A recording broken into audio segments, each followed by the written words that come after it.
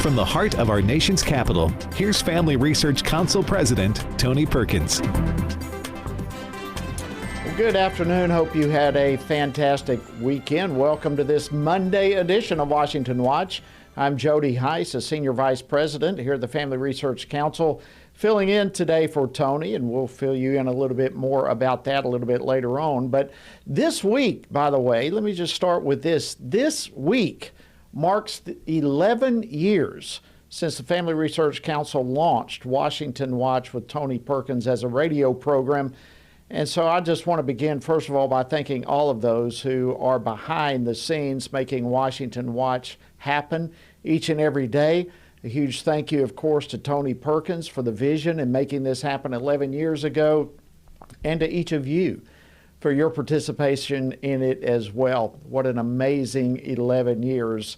Thank you so much for helping that happen, and thank you yet again today for making Washington Watch part of your day. All right, coming up on today's program, the continuing drumbeat of publicity on the crisis at our southern border literally appears to have Democrats finally budging on a border security agreement.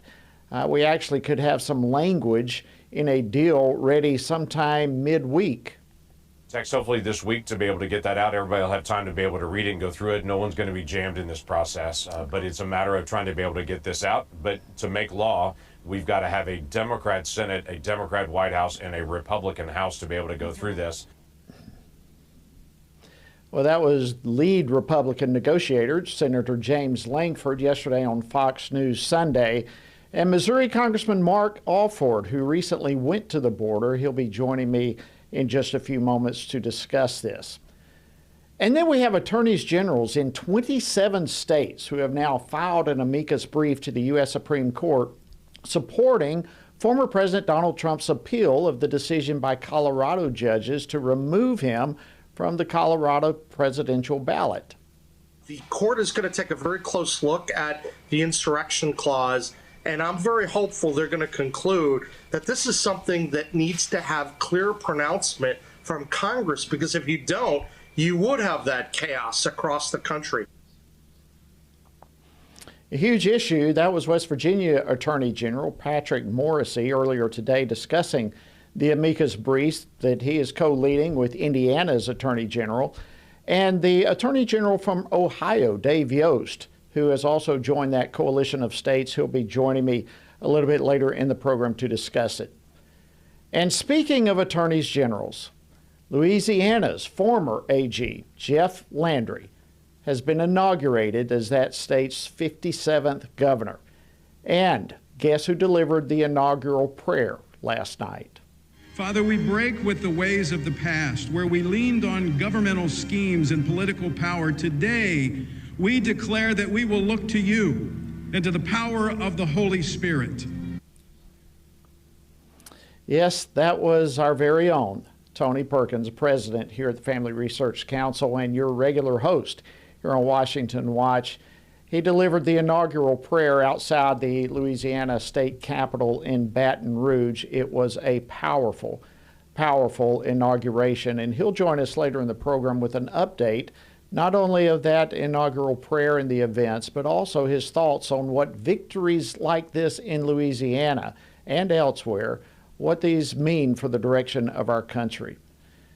And then a little bit later on, as we all have now seen and to some extent been fearful of, we all are aware that Secretary of Defense Lloyd Austin is drawing a lot of criticism for his bizarre failure to notify the White House of his hospitalization last week. This is not the Secretary of Transportation or Housing and Urban Development. This is the Secretary of Defense, who's in the chain of command, including the nuclear chain of command, who has to be reachable and whose whereabouts and conditions have to be known at all times by the Commander-in-Chief. Yes, well, that was Senator Tom Cotton earlier today on Fox. And FRC's General Jerry Boykin, who certainly knows a thing or two about the chain of command, he'll be joining me to discuss how in the world do we have a communication breakdown like this, how it could occur. And we'll talk about the overall leadership of President Biden with General Jerry Boykin a little bit later in the program. And by way of reminder, our website, as you are well aware, TonyPerkins.com, in case you miss any portion of today's program. We encourage you to go there to find it. Also, a host of archived programs are there as well, along with tons of resources. So keep that website handy and available, TonyPerkins.com. All right, let's jump into the program for today. The effort by Republicans to keep pressure on the Biden administration for its chaotic mismanagement of the southern border actually appears to be paying off as border security negotiations continue trending, and I'll use that word purposefully, in the right direction. Oklahoma Senator James Lankford is leading the Senate negotiations, and he's expecting sometime this week for the language to come out, and he's going to be talking about some of that, in fact, with the House Republican Study Committee to discuss the deal. And he says we're making significant progress on the southern border. Well, joining me now to discuss this and more is Congressman Mark Alford. He serves on the House Armed Services Committee as well as the Agricultural Committee, and he represents the 4th Congressional District of the great state of Missouri. Congressman Alford, always great to have you on the program. Good to see you. Thank you, Jody. Good to be with you. All right. Well, you recently were on the border with Speaker Johnson and a number of your colleagues. We are, as I just mentioned, expecting some language for a possible border security deal later on this week. But from your experience, what you saw, tell us what that experience was like for you. Well, I certainly will. I am eager to see this information, this deal that's been struck that Senator Lankford's working out. I am a member of the Republican Study Committee, so I'll be seeing that as well as the other House members. But look, it is so important. Finally, Jody, the Democrats have gotten on board with this and figured out that we have to secure our border. This has been languishing for years. You know, with a wink and a nod, President Biden has welcomed almost 9 million illegal aliens into our nation. We welcome legal immigration. Legal immigrants are part of the fabric of America, but this process, this crisis, this chaos is ripping apart America right now. And so what we saw, some 60 of us who went down with Speaker Mike Johnson to the border last week, we saw firsthand the chaos that this administration, Secretary Mayorkas, who needs to be impeached, will not classify as a crisis. They call it a challenge. Look, this isn't selling used cars. It's not a challenge, Secretary Mayorkas. This is a crisis that you and President Biden created. We saw the processing center, a 9-step process where illegals come in 1,500s a day in the Del Rio sector. They are processed. It takes about 36 hours. Roughly 90% of them are released into the interior of America after that. If you have a chronic illness, say kidney failure, you're on dialysis, or perhaps you have cancer, they take you to San Antonio, to a hospital there, check you in, and the VA picks up the tab. Yes, illegal aliens are getting preferential treatment over our veterans. We saw illegal aliens right as we're standing there, Jody. We were by the Rio Grande River, just feet away, and 11 illegals from Venezuela made their way across the Rio Grande into our nation, tried to cut the concertina wire where we were standing right there. This is a humanitarian crisis. We've got to secure the border. We absolutely have to secure it. And I've been to every sector. I've seen much of what you saw, but what you just described just now, Congressman, even goes beyond some of the things that I witnessed personally. And it is phenomenal. It is unthinkable that this type of thing is happening in the United States of America. Now, you mentioned a moment ago that you believe Democrats are beginning to recognize this as a problem for what it actually is. Do you seriously believe that? Do you think the Democrats are starting to catch on that the southern border is indeed a national security crisis? They have known this for a long time. They do not want to admit it because they want these illegals to eventually become voters. And in the meantime, they're certainly going to be counted in the 2030 census and could tip the balance of power in the U.S. House. It only takes 750,000 people to make up one congressional district. You do the math. Illegals who are in our nation will be counted in the 2030 census. They want those people here not to be a part of the fabric of America, but so that they can give them things through the government, health care, legal protections, load them up with all the goodies, and then guess who they're going to favor in any election they might be able to vote for? It's going to be Democrats. I think it's despicable what this administration has done, creating this humanitarian crisis. One more thing about what we learned on this trip. $32 million a week is going back to the cartels who are ferrying these people over.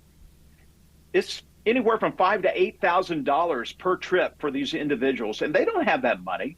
So they go to work in the human sex trade here in America so they can pay off their debt to these cartels. 100,000 children are unaccounted for in America in this process. That's despicable.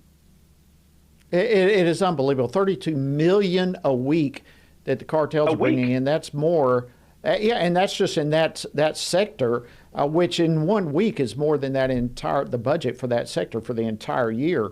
And at least that was the case when I was there, and it's unreal. Listen, speaking of national security, if I can switch gears on you real quickly, what in the world is going on with national security at the Pentagon when we have the Secretary of Defense, Lloyd Austin, keeping a secret from the president that he's in the hospital? Well, being a member of the Armed Services Committee, I'm hoping that we get a briefing on this. This is unacceptable for someone who's in the chain of command, the Secretary of Defense, to not give an account of where he is. I'm not really surprised that President Biden didn't know the whereabouts or where Secretary Austin was. I don't think the president knows himself where he is half the time. But this is inexcusable. We have an inept administration. Secretary of Defense Lloyd Austin is part of that, and we need change. And that change is coming, and that's why I endorsed today President Trump for president once again in the United States of America. He's going to bring about that change. Yeah, it's it's a sad reality, and it really underscores sad when you talk about the president. I'm sure you saw him having trouble getting off the stage yet again this past week. If I can hit on this one last, Congress is coming back this week. I know you've got a lot of plates spinning, a lot is taking place, but on the final details, what are you hearing about the spending bill? Well, look, I haven't been able to read the text. It has not been offered to us yet as members of Congress. Just a brief summary. There was no border security attached to that. That is my number one concern. Number two concern and number three concern right now is secure the border, whatever it takes to secure the border. That being aside, I did not vote for the FRA, and I did not vote for a continuing resolution this time. And basically, this is a package that lumps those two together. The FRA numbers at $1.6 billion of spending through October, and then this continuing resolution. So I'm not, it's not looking good. Look, you can put lipstick on a pig, but I'm not kissing this pig.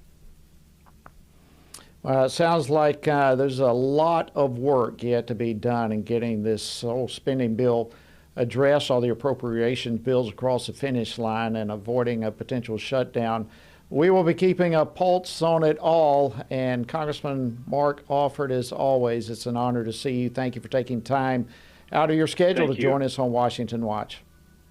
God bless you. All right, friends, coming up, we have attorney generals in 27 states who have filed an amicus brief with the Supreme Court in support of Donald Trump's Colorado appeal, and one of those attorneys generals will be joining me from Ohio right after this break. So you don't want to miss it. Stay tuned. We'll be back in just a moment.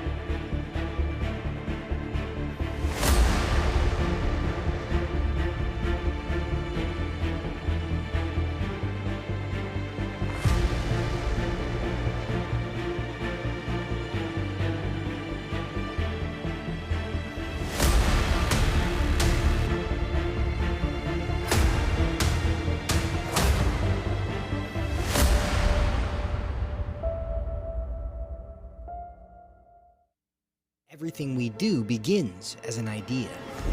Before there can be acts of courage, there must be the belief that some things are worth sacrificing for. Before there can be marriage, there is the idea that man should not be alone. Before there was freedom, there was the idea that individuals are created equal. It's true that all ideas have consequences, but we're less aware that all consequences are the fruit of ideas. Before there was murder, there was hate. Before there was a Holocaust, there was the belief by some people that other people are undesirable. Our beliefs determine our behavior, and our beliefs about life's biggest questions determine our worldview. Where did I come from? Who decides what is right and wrong? What happens when I die? Our answers to these questions explain why people see the world so differently. Debates about abortion are really disagreements about where life gets its value. Debates over sexuality and gender and marriage are really disagreements about whether the rules are made by us or for us. What we think of as political debates are often much more than that. They're disagreements about the purpose of our lives and the source of truth. As Christians, our goal must be to think biblically about everything. Our goal is to help you see beyond red and blue, left and right, to see the battle of ideas at the root of it all. Our goal is to equip Christians with a biblical worldview and help them advance and defend the faith in their families, communities, and the public square. Cultural renewal doesn't begin with campaigns and elections. It begins with individuals turning from lies to truth. But that won't happen if people can't recognize a lie and don't believe truth exists. We want to help you see the spiritual war behind the political war, the truth claims behind the press release, and the forest from the trees.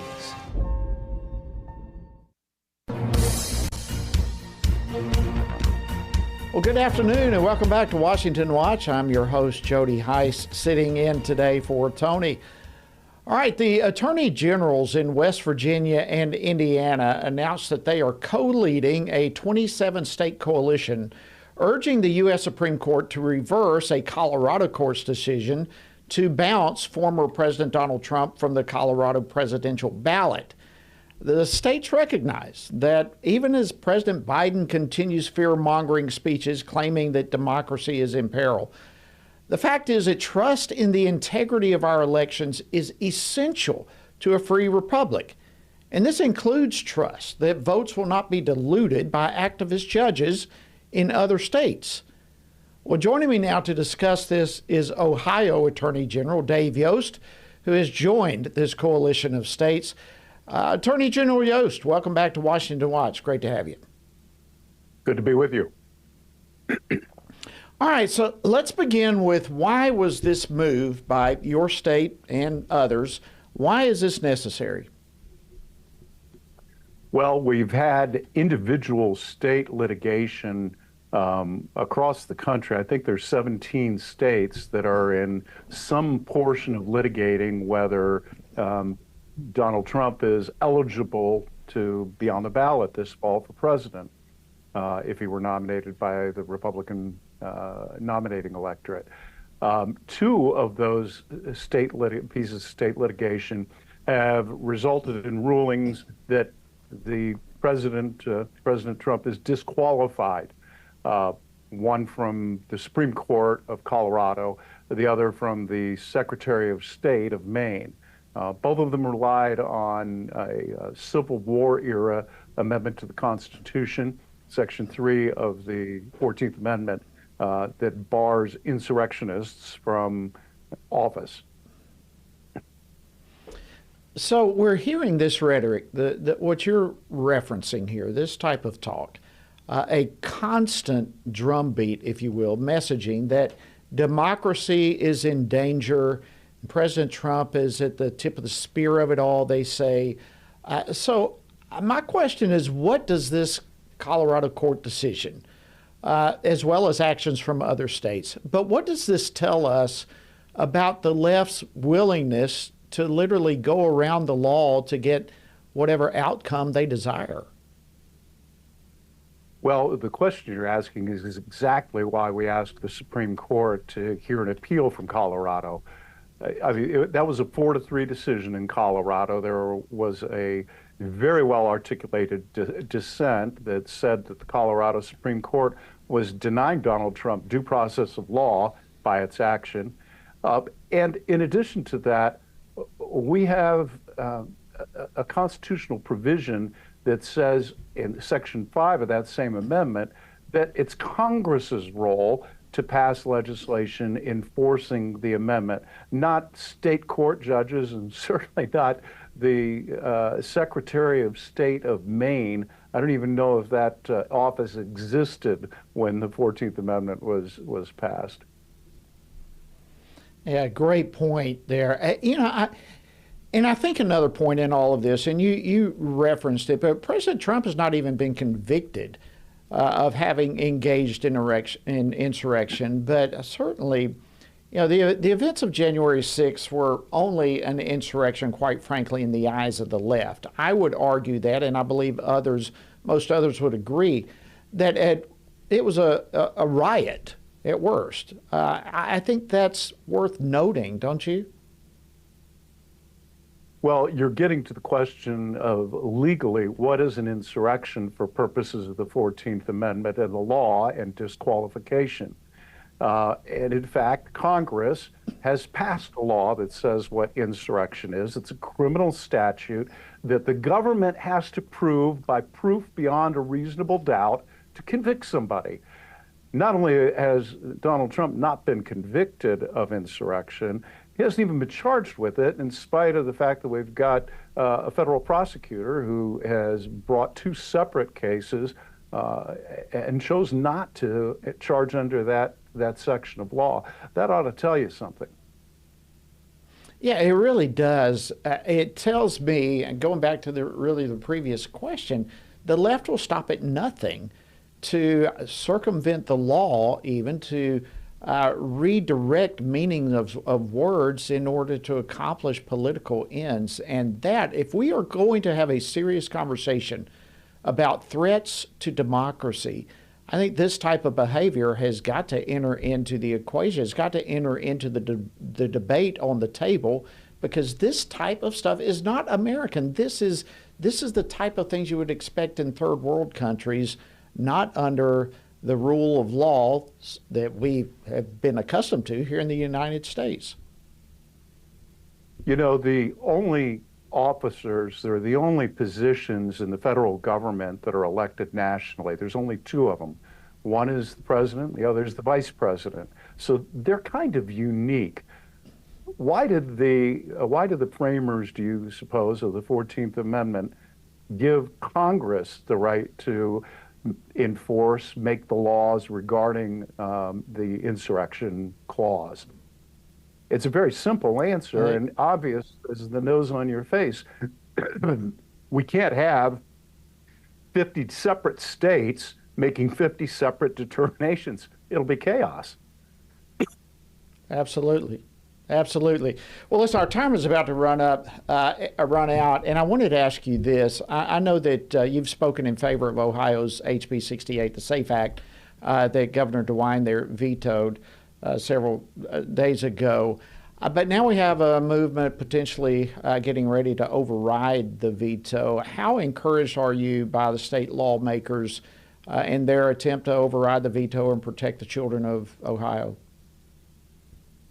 Well, the House of Representatives will vote on Wednesday, is my understanding. And while I certainly haven't spoken with every member of the General Assembly, I'm cautiously optimistic that they're going to do the right thing and override the governor's ill-advised veto on House Bill 68, which I'll remind your listeners prohibits biological males, people with an XY chromosome set, from competing against people with XX chromosome sets, and prevents surgical and pharmaceutical interventions on gender for minors, just for minors. Thank you. Adults can do what they want. Thank you, Attorney General Dave Yost of Ohio. You're a great leader. We appreciate it very much, and thank you for joining us on Washington Watch.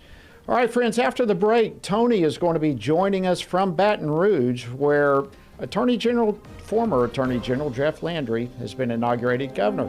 Stay tuned. We'll be back.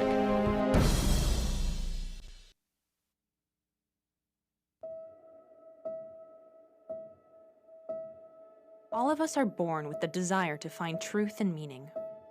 Where did I come from? What happens when I die?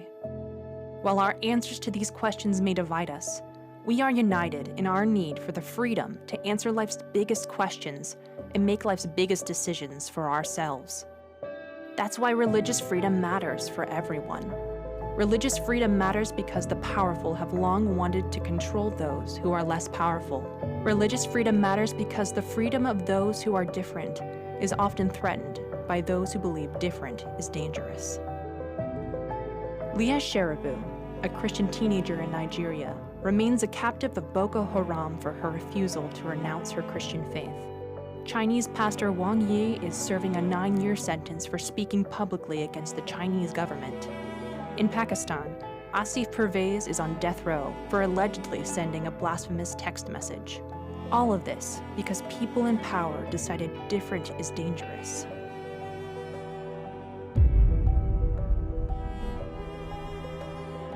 At the Center for Religious Liberty at Family Research Council, we promote religious freedom for everyone because the only alternative is religious freedom for no one.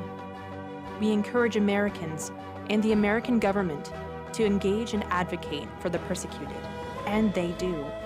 We work every day to bring good news to the afflicted, to proclaim liberty to captives and freedom to prisoners.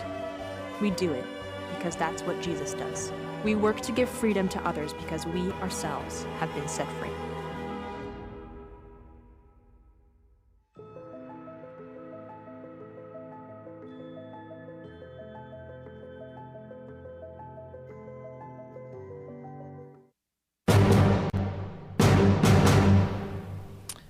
Good afternoon, and thank you so much for joining us today on Washington Watch. I'm your host, Jody Heiss, sitting in for Tony, who will be back tomorrow.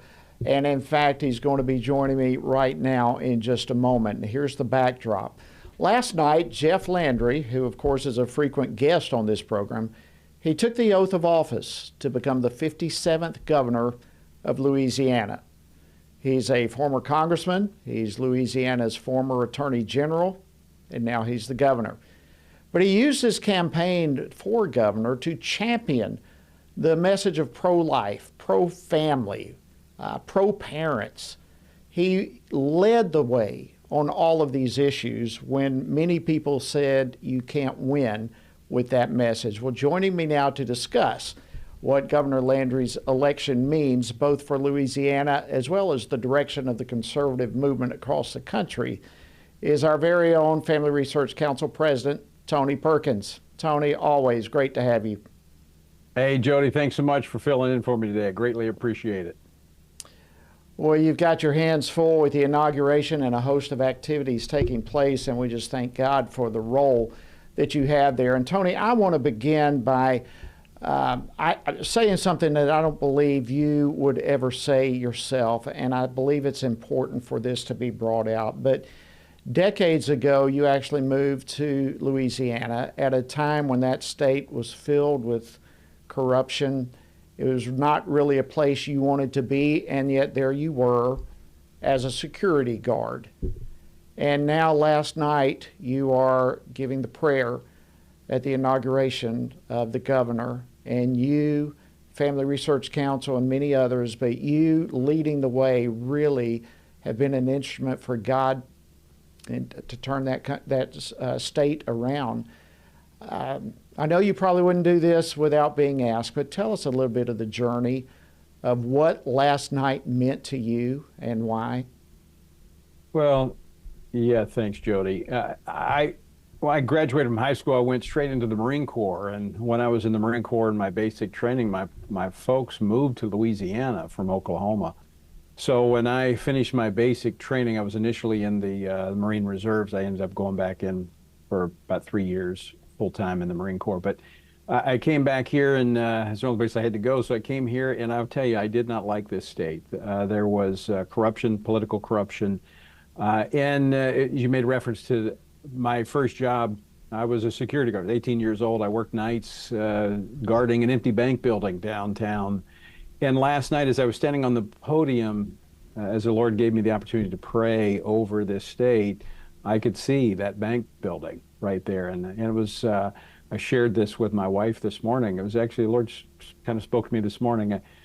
Years ago, it was 42 years ago, I was a watchman at a bank. Last night, the Lord allowed me to be a watchman over the state, proclaiming His word and His truth. And so the point there is that, look, the Lord, as long as we're willing to be servants, and that's for all of us, what I've seen happen in this state is I decided if I was going to have to live here, the Lord wouldn't let me leave. I was going to do my very best to change it. And it was 28 years ago that I took the oath of office to serve in the legislature. And this state has changed radically. We've seen tremendous change. And Jeff Landry, as you just pointed out, is the moving us forward. I am excited about the future of our state because when I was, those 42 years ago, we didn't have any Republicans to speak of. In fact, when I was elected, we had one statewide Republican, and we were in the extreme minority in the legislature. And now, super majorities in both the House and the Senate, every statewide elected official is Republican. But it's not just Republican. It's about policy initiatives, it's about ideology, it's about commitment. And you're right, Jeff last night in his speech, I thought, did a great job talking about education, the indoctrination, and parents should have the say in what their children are taught. He talked about crime, making our streets safe again. And so I think Louisiana, as I prayed last night, and I felt the Lord led me to pray this, that as our leaders line up with Him and do what honors Him, this state is going to be blessed in such a way that the rest of the nation cannot deny it. Wow, that's powerful. Just watching it all, listening, reading about it, it seems like Governor Landry has demonstrated that candidates don't have to run from these issues, from life, from parents, from all the education, all these. You can be pro-life, you can be pro-family values and still win. Your thoughts on this as we wrap up this segment? If you believe it, say it. And if it's really who you are, you should not, you can't, quite frankly, you can't hold it back. And this is who Jeff is. He spoke it. He wasn't afraid of it. And this is why the media is not paying a whole lot of attention to the first governor to take office in 2024. It does not fit the national media's narrative. It's not what the left is telling us America is. It is the total opposite. But here's hope that if all of us will vote, will stand, will pray, we can see these same results across the nation in 2024. Well, I believe we will, Tony. Again, I just want to say hats off to you. Congratulations to you, to Jeff Landry, to all the people of Louisiana. I believe that state has become really a beacon of hope for the entire country with the drastic turnaround that has taken place in that state, and you've been right in the middle of it all. And we are deeply, deeply appreciative of your leadership there, as well as your leadership here. Only by the hand of God. Family Research Council. Only by the hand of God, and we would want nothing less than just that. Thank you, Tony. Welcome back to Washington Watch tomorrow. All right, friends, stay tuned to Washington Watch. FRC's very own General Jerry Boykin will be joining me after the break with his thoughts on this bizarre story involving the Secretary of Defense Lloyd Austin and his departure from where he was while in the hospital. Stay tuned. We'll be back right after this.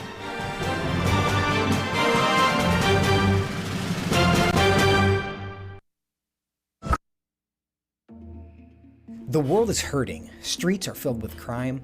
Families are broken. Sin is celebrated, and God is mocked. Everywhere we look, the wages of our sin are on full display. As Christians, we know that surrender to God's will is the solution to our biggest problems, but not everyone agrees. Even in church, we hear people say the most important thing is to be tolerant, that we shouldn't impose our morality on other people, and that loving our neighbor means celebrating what they do. But you can't do that. It's not that you don't love your neighbor, you do, but you care about God's opinion more than your neighbor's opinion, and this makes you different. In fact, sometimes it makes you feel alone, like you're the only one. But there is good news. You are not alone, not even close. Research has found that there are 59 million American adults who are a lot like you. There are millions of people around the country who are born again, deeply committed to practicing their faith, and believe the Bible is the reliable Word of God. But that's not all. They're also engaged in our government. They're voters. They're more likely to be involved in their community, and they're making a difference in elections. The problem is that a lot of them feel alone too. We want to change that. FRC wants to connect these 59 million Americans to speak the truth together, no matter the cost. If you want to learn more about this group and what it means to be a spiritually active, governance-engaged conservative, or if you want to find out if you are one of these SageCons yourself, go to frc.org/SageCon and take the quiz to find out. The world is hurting, and we have the solution. We can't do it alone, but we can do it if we work together. That's what we're working toward every day. Join us. Go to frc.org/SAGECON, SageCon, to learn more. That's SAGECON, SageCon, to learn more.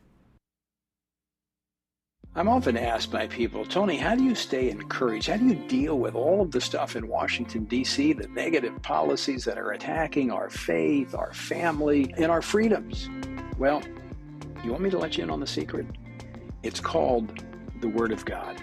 And that is why the Family Research Council embarked on Stand on the Word, a 2-year journey through the Bible. It's a chronological Bible reading plan with just 10 to 15 minutes a day. In 2 years, you will have covered the entire Bible. And to go along with this, Monday through Friday, I do a morning devotional that goes along with the reading of the day. It's all designed to encourage you on this journey because the Word of God, as the psalmist said, in my affliction, here's my comfort. Your Word gives me life. That is our source of strength. To find out more, go to tonyperkins.com or frc.org/Bible. And I invite you to join me every morning for our Stand on the Word Bible devotion. Hi, good afternoon and welcome back to Washington Watch. I'm your host, Jody Heiss, sitting in today for Tony, and thank you for being a part of the program. All right, since the beginning of the year, we've started something new here at Washington Watch in terms of asking our viewers and listeners to participate in our very own type of poll and questions related to SageCons, which of course is spiritually active, governance-engaged conservatives. We call them SageCons. Well, last week I asked the question, when it comes to the formation of your worldview, how influential is the Bible? Well, remarkably, 100% of you who answered said the Bible is very important to shaping your worldview. That proves this is absolutely, hands down, the most educated and informed audience in the country when it comes to spiritual truth. Well, these polls, these questions we're taking internally. They're really helping us as we're trying to shape where we go and some things that we're trying to put together. Tony will be back tomorrow hosting, and maybe he'll have a tougher question for you tomorrow, but I just want to say thank you for participating in that. All right, let's get on to this next segment that we want to discuss. Both the White House and the Pentagon are now literally scrambling to clean up the mess that has been created by Secretary of Defense Lloyd Austin's failure to inform the chain of command about his hospitalization last week. And press flacks are working to push a narrative that still leaves clear that the Secretary of Defense was in ICU. The Deputy Secretary of Defense was on vacation. The Department of Defense Chief of Staff was out because he was sick. And all of this is happening while the White House knew nothing about it.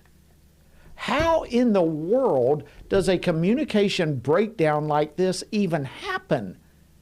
And more importantly, what does this indicate about President Biden and how this administration and the staff is literally managing him?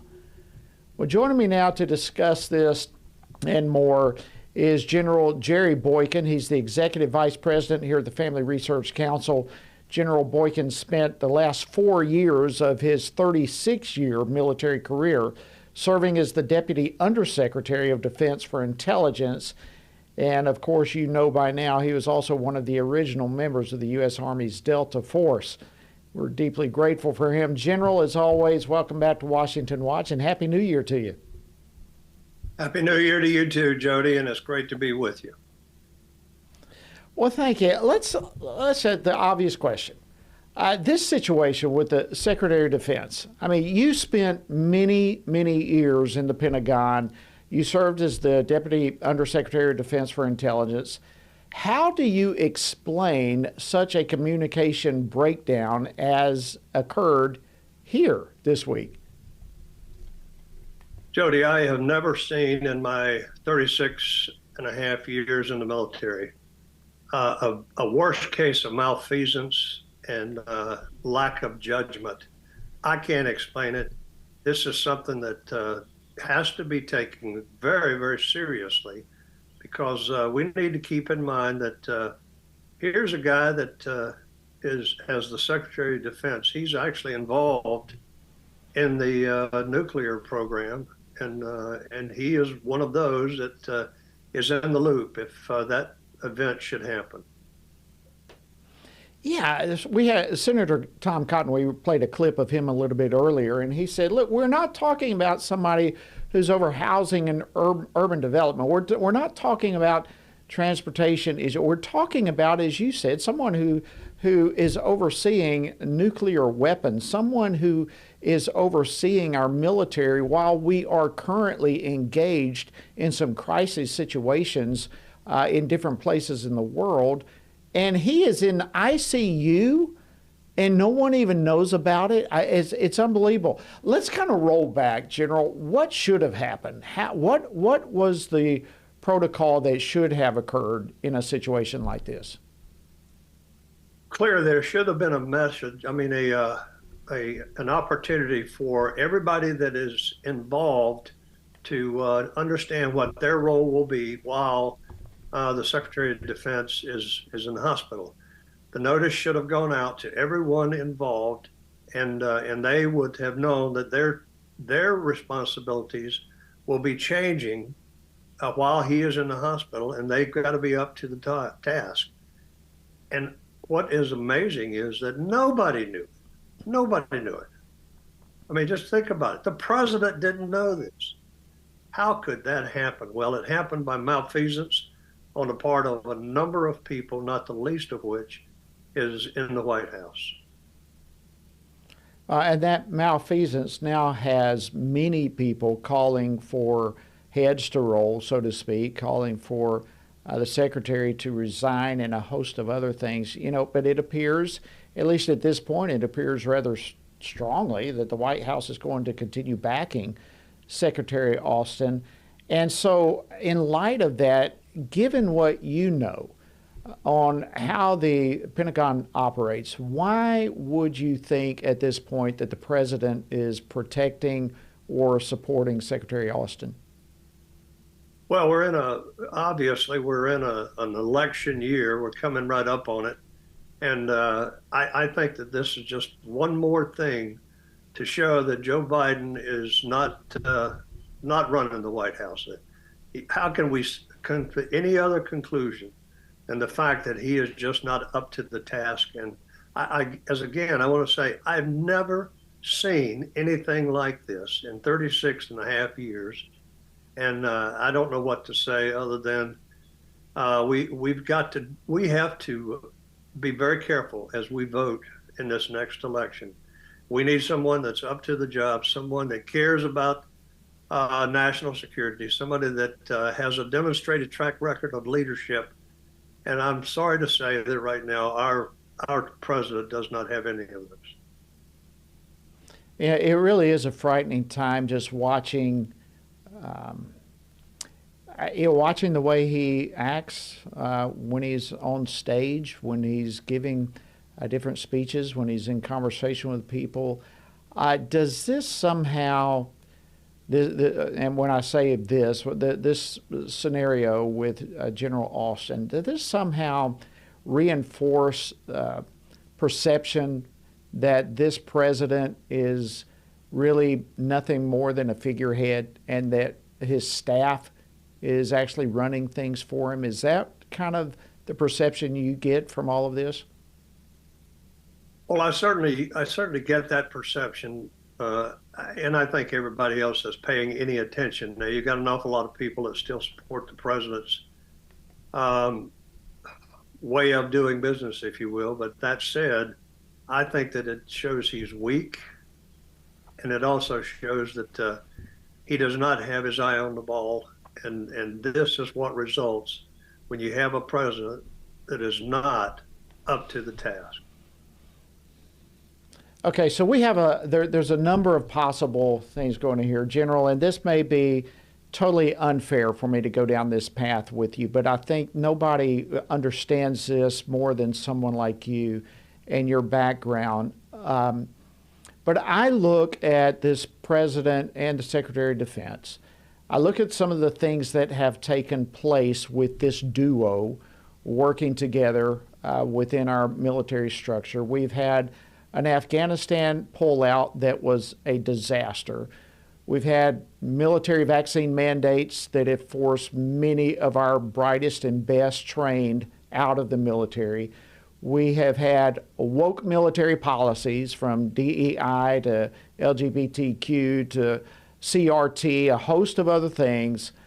We now are watching abortion funding and the battle, Senator Tuberville. I mean, you just look at this one policy issue, left-wing radical policy issue after another between President Biden and Secretary Austin. Is that perhaps why Biden could be supporting him right now, that here is a yes man, so to speak, who is going to be doing the bidding of the president within the military to advance a liberal left-wing radical agenda?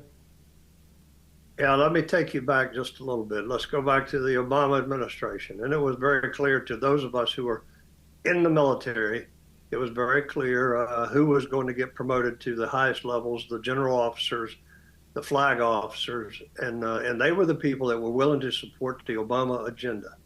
Those are the people now that were promoted to the highest positions that we are living with today. They're the ones that are holding these jobs that we were just talking about, and I got to tell you, I think we are paying for it in a way that none of us, I certainly couldn't have predicted, that we would have this kind of situation, something as egregious as a Secretary of Defense really doing nothing. I'd say that would help the military in a big picture way, and I'm telling you, Jody, this is something that Congress has got to get involved in. Congress has got to ask the hard questions here, and I think that they have to give this guy a good assessment. And my ultimate recommendation would be let him go back into retirement and enjoy it.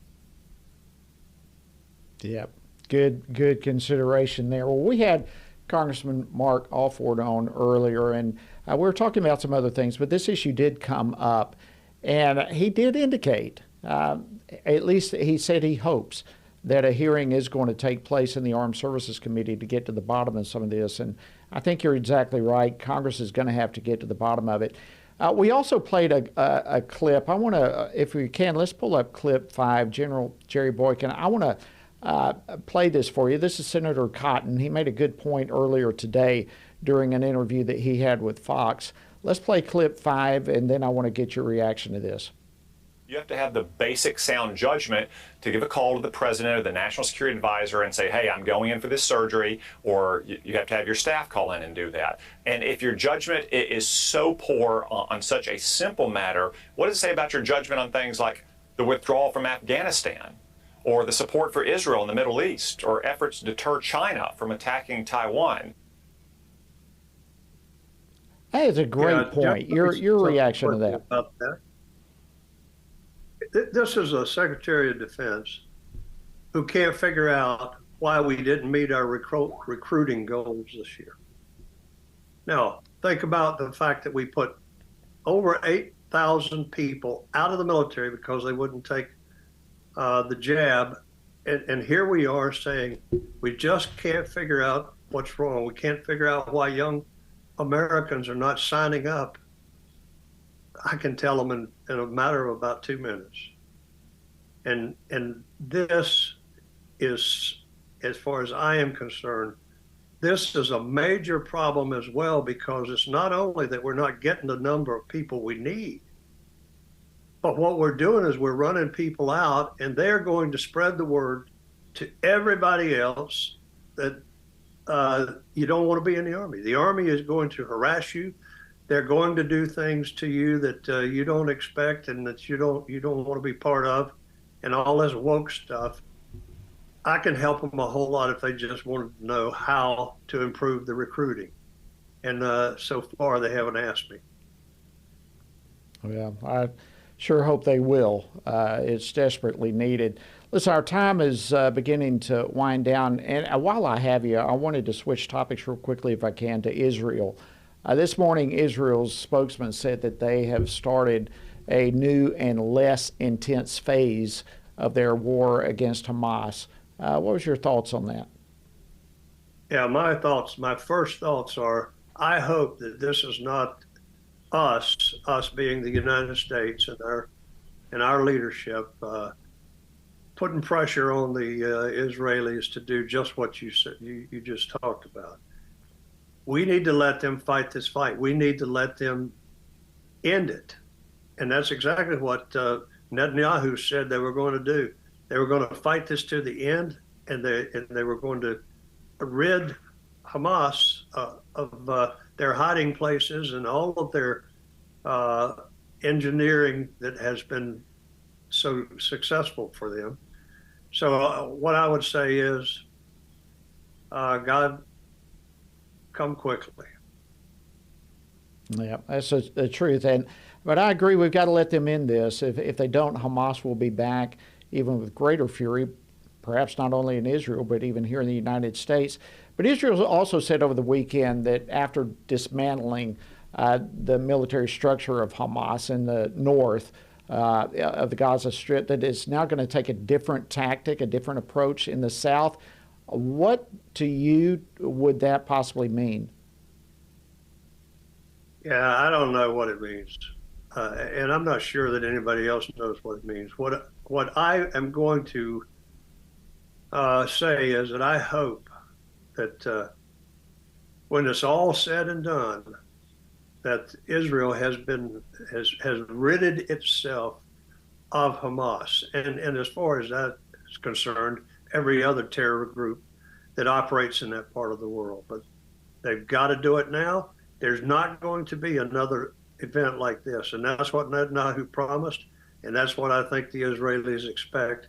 And I think that we've got to stand with them, and we've got to make doggone sure that based on what the Bible tells us is so important for us to bless Israel so that we too may be blessed.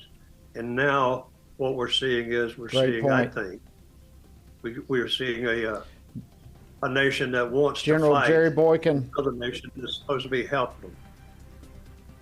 We got to leave it there. General Jerry Boykin, thank you so much. Thanks for joining us on Washington Watch. Tony will be back with you tomorrow.